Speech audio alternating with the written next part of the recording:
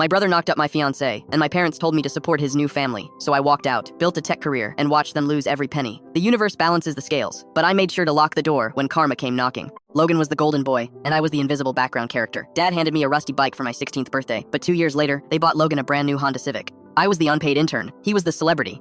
I got a computer science scholarship, worked late nights, and saved every dollar. By sophomore year, I proposed to my high school girlfriend, Violet, and she happily said yes. Then came the agonizing Thanksgiving break. Violet texted me to meet her at a coffee shop. She was shaking. She whispered the exact words that entirely destroyed my world. "I'm pregnant," she said. "It's Logan's." I didn't scream or throw a fit. I just grabbed my keys and drove straight to my parents' house. I shoved the front door open. Mom was pacing in the living room. Dad stood rigidly by the window with his arms crossed. Logan sat on the couch like a kid waiting for a report card. Nobody said a single word. Then, I walked straight up to Logan. I grabbed his shirt in both hands. I pulled him off the cushions. Next, I slammed his back violently against the drywall. "Say it!" I yelled right into his face. He stared blankly at the floorboards, refusing to look at me. Mom rushed over and grabbed my arm, screaming for me to let him go. Dad barked my name across the room.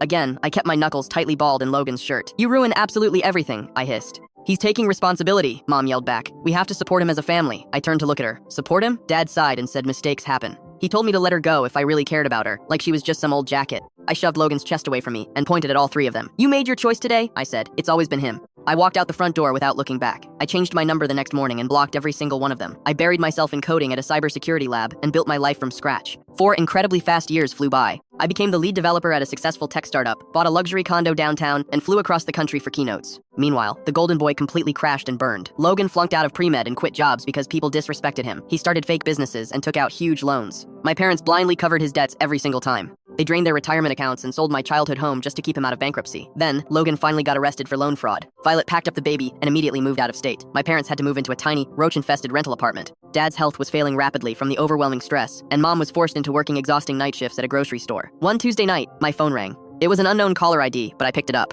"Leo, it's Mom!" Her fragile voice shook on the line. I leaned back comfortably in my leather office chair. "We have nothing left," she cried softly. "Your father is sick, and we desperately need your help." It was always the exact same pathetic script. I asked if she wanted me to fix the mess she made by selling her house for him. "We are your parents," she snapped defensively. "And I was your son," I replied cleanly. "The one you coldly told to let Violet go." A suffocating silence hung heavily on the phone line. "You made your choice a long time ago," I said, my voice completely ice cold. "Goodbye, Mom." I formally ended the call and proudly set my phone down. I walked out onto my balcony and looked at the city skyline. Logan is still living on a filthy couch. My parents never recovered financially. I left them in the rearview mirror, exactly where they firmly belong.